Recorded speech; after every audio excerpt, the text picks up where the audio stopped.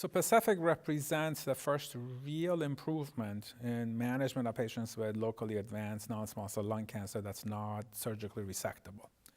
And what I mean by that is that it is the first randomized phase 3 study that not only has shown improvement in PFS, 17 months versus roughly 5.5 months in the control arm, but also an improvement in overall survival of these patients. 2-year survival rates are 65% versus 66% versus 56% in the control arm of the study. What this represents to me is that when my patients are treated with concurrent chemo-RT, I would do my best to treat them with durvalumab, again, barring any major contraindications or side effects or other issues, because it's the first time we actually have a randomized phase 3 trial in this setting that has been proven to improve survival of the patients over the standard chemotherapy and radiation. So this, as far as I'm concerned, is the standard of care for patients with unresectable, locally advanced non-small cell lung cancer. I think the NCCN guidelines was correct in, first of all, putting durvalumab on the guidelines when the initial PFS data came out,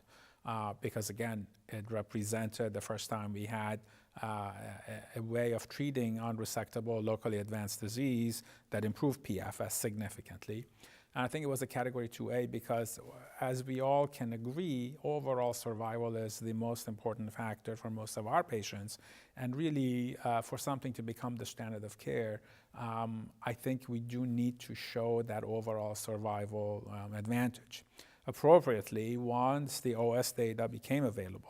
and it was shown to be statistically significant in favor of the use of durvalumab, this was moved up to a category 1 recommendation,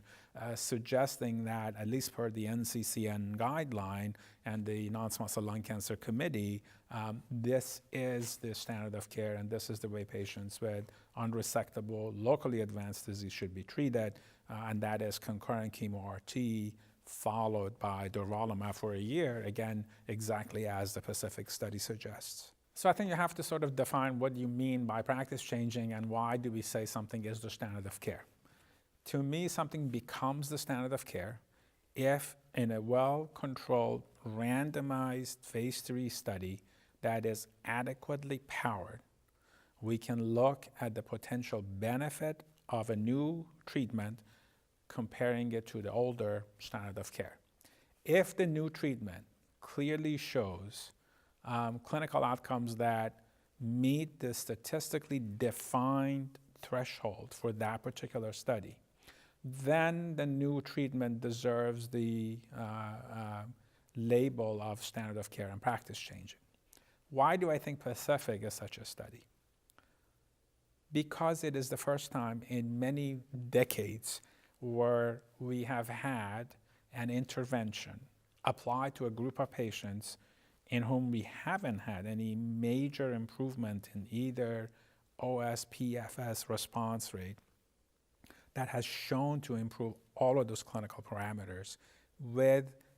acceptable toxicity rates. The toxicity and the quality of life of the patients who are undergoing these treatments is of paramount significance. We don't want to apply or give a treatment that causes so much toxicity for a patient that he or she does not really have a good quality of life once they're done with the treatment. What we have in Pacific is a simple treatment strategy that is highly effective, as judged by improvement in both PFS and OS with significant hazard ratios, but also the toxicity profile as presented in Pacific seems to be extremely favorable for the use of durvalumab after chemotherapy radiation, meaning that we did not see a significant increase in the rate of hospitalization for various toxicities. We did not see a significant increase in the rate of pneumonitis, something that we all worry about. We did not get a significant increase in infections or other side effects that we would normally attribute to a combination of chemotherapy and radiation. clearly having a patient come to the office every other week and